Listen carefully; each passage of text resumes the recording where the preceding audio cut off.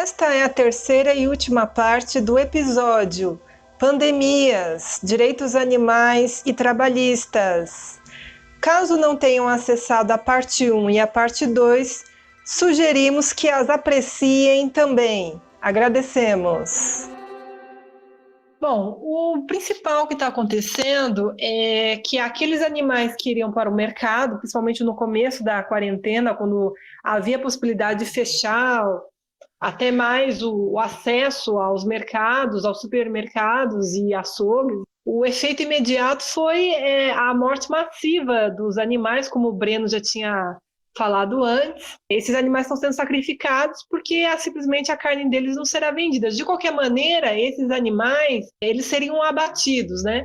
Mas agora é uma situação diferente, de descarte mesmo, né? Então, antes da pandemia, aliás, a pandemia ela é uma consequência da indústria e da exploração de animais, sobretudo de carnes, laticínios e ovos, né? Então, esses animais já tinham seus direitos totalmente violados, se a gente for pensar pelo menos nos direitos universais dos animais, que foi declarado pelas Nações Unidas, isso algumas décadas atrás, de todas aquelas artigos da Declaração Universal dos Direitos dos Animais, dentro do confinamento, dentro do abate, dentro da indústria que explora animais, esses animais não são respeitados em nenhum momento, né?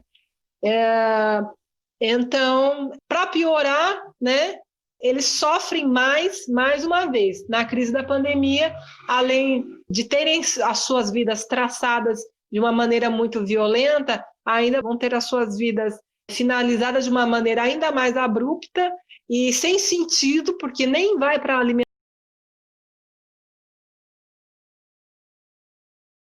alimentação humana, mas simplesmente para descarte mesmo de uma mercadoria que não vai gerar lucro. É verdade, essa questão dos animais serem considerados apenas como números, né, como produtos para essas empresas, faz com que eles tenham, então, na verdade eles não têm direitos, né, eles não têm direito de escolha à vida, né, eles simplesmente são tratados como números e essas empresas visam justamente maximizar o lucro delas, né. A única coisa que eu quero colocar é o que tem em comum com todos esses pontos que a gente falou até agora e a questão do especismo e dos direitos animais. No fim das contas, tudo acaba girando em torno do privilégio da nossa espécie de poder se considerar como um suprassumo do planeta Terra, da existência de todas as espécies, sabe? A questão de oprimir outros semelhantes e explorar outras espécies é uma questão que está intrínseca a essa ideia de que o ser humano está acima de tudo e acima de todos, né? Porque nós somos o topo da cadeia alimentar, nós somos os maiores predadores da Terra, a gente desenvolveu isso, a gente modifica a natureza, e polegar opositor, e não sei o que mais. Quando a gente ouve esse discurso que tenta legitimar a exploração e legitimar não só o consumo de carne, como lazer, rodeios, touradas, caça ilegal, turismo envolvendo animais, né, a exploração deles para ganhar dinheiro, circos com animais e, enfim, várias outras coisas como produção de roupas, tecidos, como couro, como animais domésticos, o cruzamento forçado de animais que ficam presos, que são submetidos a testes para fármacos, testes, pior ainda, para produtos de limpeza ou produtos cosméticos, produtos de beleza. Então, todo tipo de uso que a gente dá para os animais coloca eles no patamar de coisa, um patamar de objeto. E é assim que o mercado trata os animais, como algo que tem valor de troca, como produto em si mesmo. Enquanto a gente não conseguir superar essa noção que o ser humano mesmo criou, de que a gente é o centro de todas as coisas e da vida existente, não só não o centro, mas o topo, a gente não vai conseguir superar um sistema que coloca isso individualmente, que o ser humano tem que se sobrepor aos seus semelhantes, tem que pisar em seja quem for, e não precisa se organizar porque cada ser humano individualmente tem que conseguir as suas coisas por mérito próprio, que se dane a natureza, que se dane os recursos naturais e tantas outras coisas. Então, acho que combater essa lógica especista está aliada intrinsecamente ao combate do machismo e da misoginia, do racismo, da xenofobia, do capacitismo, de vários outros tipos de preconceito que são a base do sistema capitalista. Acho que todas essas questões servem para a gente pensar e abrir nossos olhos, né? Como que a gente constrói algo novo a partir de onde a gente está agora? Como que a gente aproveita esse momento que é um momento muito difícil e deplorável para vários representantes políticos, né? Como eles estão tratando a situação, mas como a gente usa esse momento para conseguir espalhar essa ideia, né? Plantar essa semente de que tem uma maneira de construir uma coisa diferente, construir as coisas de um jeito novo, com um pensamento novo, sem exploração dentro e fora da nossa espécie. Enfim, assim a gente pode ver o quanto o combate ao especismo está interligado com o combate ao capitalismo. E sobre essa questão aí do impacto nos direitos dos animais, como já foi comentado inicialmente aí a questão dos porcos nos Estados Unidos, estima-se que cerca de 700 mil porcos podem ser mortos por semana, justamente porque a linha de produção dos frigoríficos reduziu a velocidade, justamente porque inúmeros trabalhadores foram infectados pelo novo coronavírus. Então, reduziu a força de trabalho, eles reduziram um pouco a velocidade da linha de produção, e aí eles estão acumulando muitos animais, e esses animais, na verdade, eles não surgem espontaneamente, digamos assim, são trazidos à vida, na verdade, por processos aí artificiais. Então, o próprio ser humano cria todos esses problemas, né, e agora tem que dar um jeito de gerenciar, né, de lidar com todas essas questões. E no fim das contas, a gente vê que tudo está relacionado. Então, a gente vê que a degradação ambiental permite, então, um maior contato com vírus que antes estavam isolados na natureza. A gente vê, então, que a questão do consumo de animais, né, porque é toda uma questão de demanda e consumo, a produção, então, desses animais também é um ambiente fértil aí para disseminação de doenças, né, como a gente já conheceu aí, a gripe aviária, a gripe suína, a doença da vaca louca, né? A gente tem, então, todo um impacto social, econômico, trabalhista. Então, são inúmeros fatores envolvidos. Eu gostaria de complementar a respeito do tópico de impacto nos direitos animais, trazendo algumas coisas com relação aos animais de estimação. Assim como houve um aumento de violência contra crianças, mulheres, pessoas com deficiência, idosos, e o aumento do feminicídio por causa da quarentena, as pessoas confinadas na residência, né, nas suas casas, o mesmo aconteceu com os animais de estimação. Embora o Brasil tenha leis de proteção animal, incluindo o artigo 225 da Constituição, onde ali é dito que é crime, né, violar a integridade física dos animais, é ilegal você cometer atos de crueldade aos animais.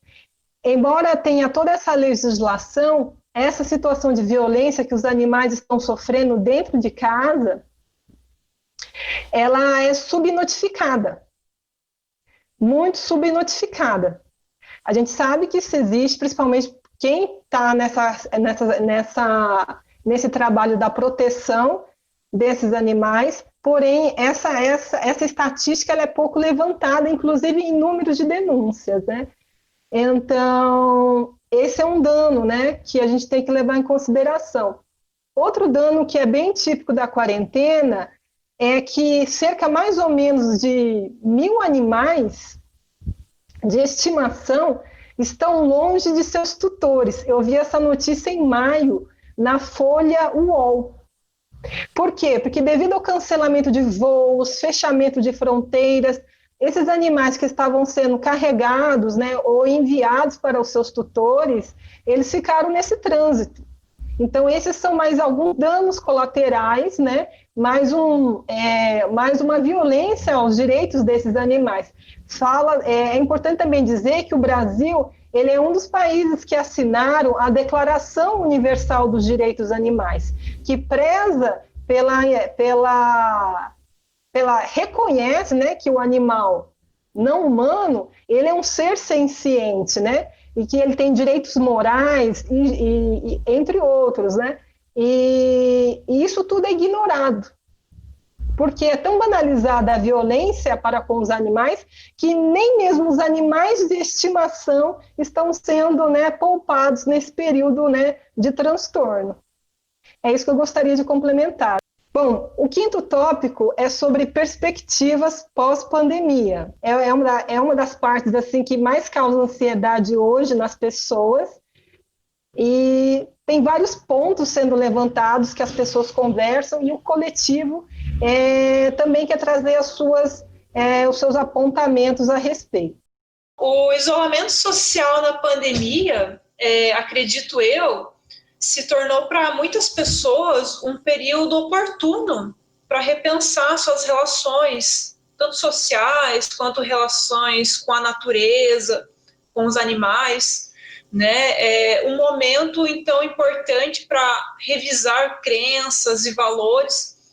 Acredito eu que uma parcela da população já tenha compreendido, né, um pouco melhor essa questão da pandemia, que é uma zoonose, como a gente já enfatizou diversas vezes ao longo da nossa discussão, e tem percebido que é urgente uma mudança, né, de hábitos de consumo, não só hábitos de consumo alimentar propriamente dito, mas hábitos de consumo em geral. Então, acredito eu que muitas pessoas estão repensando nesse período do isolamento social, e muitas também estão procurando maneiras de se tornarem, algumas motivadas justamente pela zoonose, mas outras motivadas também pela saúde, né? Então, elas começaram a observar que precisavam melhorar um pouco mais a alimentação e têm procurado uma alimentação que elas consideram mais saudável e que, coincidentemente, para muitas,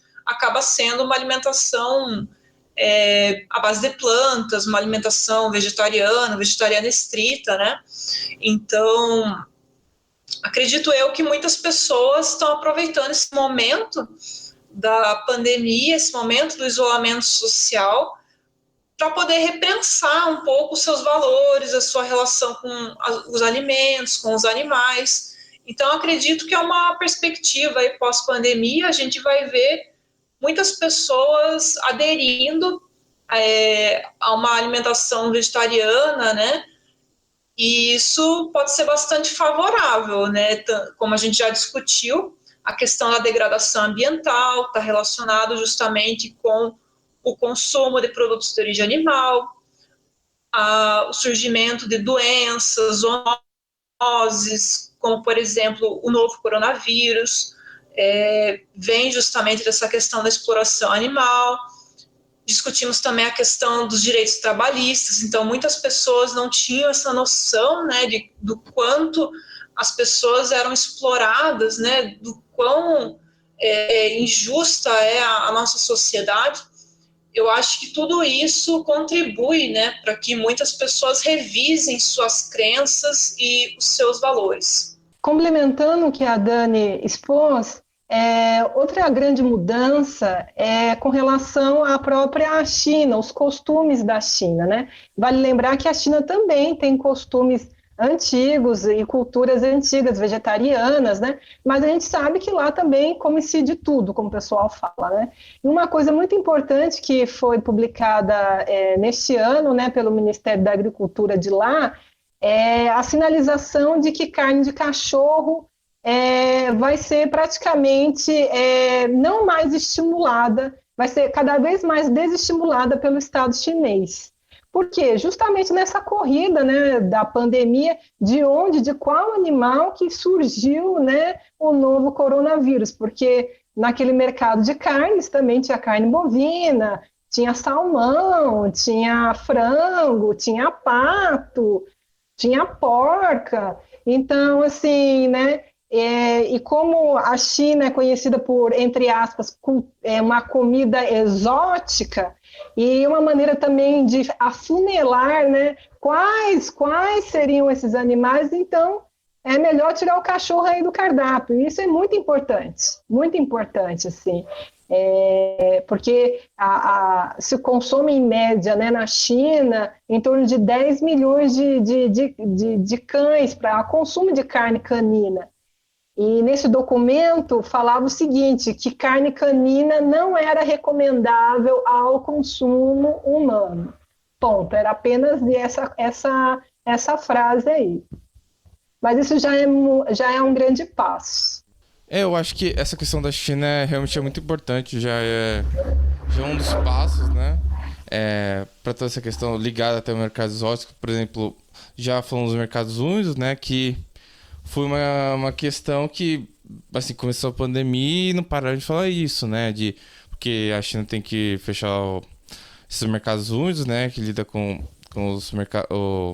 a questão do consumo de animais silvestres exóticos, né? E só que assim, é um mercado que é um dinheiro enorme envolvido, são bilhões de dólares, etc, né? Eu lembro que a China, realmente eles tentaram fazer alguma coisa no começo, depois eles meio que fizeram vista grossa. Então porque é um mercado realmente que eu acho que se for aquece a economia para eles, mas talvez logo eles devem perceber que não a longo prazo não só vai trazer prejuízo, né? Então não teria sentido eles manterem uma coisa como esses mercados únicos também, por essa questão econômica. Dentro disso tudo, né, tem a questão dos próprios trabalhadores, né? Lembrando, claro, que isso estou falando da China, mas é uma situação que você vai conseguir ver de forma análoga em outros países. Então, quando você vê trabalhadores nesse tipo de mercados, né, você vai ver o mesmo tipo de exploração em qualquer país, os trabalhadores em abatedouros, a situação é a mesma, é uma coisa que a gente está cada vez mais, acho que felizmente, discutindo. Você está vendo mais isso na mídia, vendo a questão da condição de trabalhadores frigoríficos. Outra vez apareceu a reportagem de um trabalhador simplesmente urinando assim no meio da produção, mostrando como ele realmente não tinha nem a condição de conseguir parar direito, eles trabalhando um do lado do outro, né? Como acho que eu já disse isso antes. Então, eu acho que tudo isso ligando, né? Como acho que está causando maior reflexão. Mas acho que todos esses fatores mostram o quanto, por pior que seja esse cenário, acho que sempre fica mais difícil para a gente se organizar, para a gente pensar e refletir a nossa situação, quanto piores são as condições materiais mesmo. Então, se a gente, nesse contexto da pandemia, não tem condição de fazer uma quarentena decente, se a gente não tem estabilidade no ambiente de trabalho, se a gente não tem uma garantia da defesa da nossa educação, por exemplo, por parte da escola, do Ministério da Educação, dos governos, em todos os âmbitos, enfim. Não tendo todas essas garantias, nesse momento tão confuso que a gente nunca tinha experienciado, fica muito difícil a gente se dar conta do quanto todas essas coisas que a gente falou estão entrelaçadas. Porém, como a gente já está num momento de reclusão, né, um momento de isolamento social, em que algumas pessoas estão conseguindo ficar em quarentena e ficar sozinhos com seus pensamentos, é um momento, e ainda mais com toda essa onda de ativismo online, de informação para chegar às pessoas pela internet, tudo que está sendo feito, essas coisas muito diferentes, né, que a gente vê todo dia lives, todo dia agora que nem a gente está fazendo podcast também, então essas tentativas de desenvolver uma comunicação por qual forma seja, para a gente conseguir se conectar, é um momento que está sendo propício para pensar de um modo. É um momento em que está possibilitando para a gente trazer essa discussão e trazer esse olhar totalizante sobre as coisas, ou seja, mostrar o quanto essas coisas não estão separadas, a gente não precisa correr atrás de uma coisa de cada vez, ou são coisas antagônicas, não. Então, essa perspectiva da interseccionalidade guia bastante a nossa discussão, guiou bastante a nossa discussão, e deve continuar guiando as nossas ações e as nossas atividades também, para a gente conseguir agir nesse contexto e mostrar que não dá para deixar uma luta de lado em favor de outra, né? Elas têm que estar sempre de mãos dadas, porque no fim das contas a gente sabe de qual lado a gente está, né? Então, e é o lado das pessoas que estão mais prejudicadas, vão ser mais prejudicadas com tudo isso.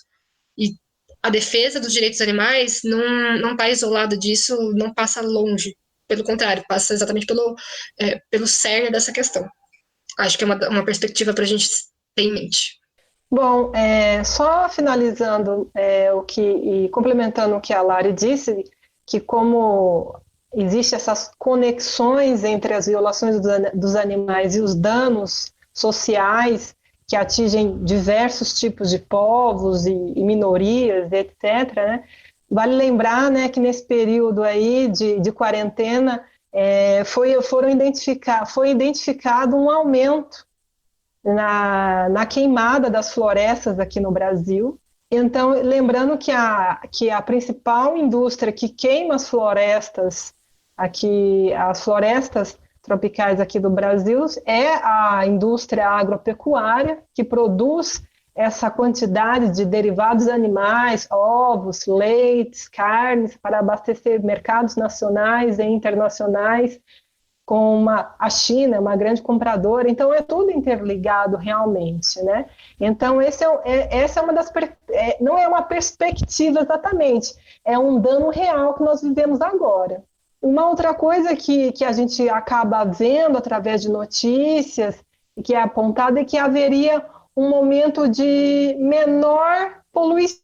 Porém, isso é questionável, né? Porque o trabalho hospitalar aumentou, então é uma coisa assim a se analisar com mais calma. Talvez sim, a questão de ter menos veículos nas ruas, isso traga uma melhora, pelo menos no que se refere à poluição atmosférica.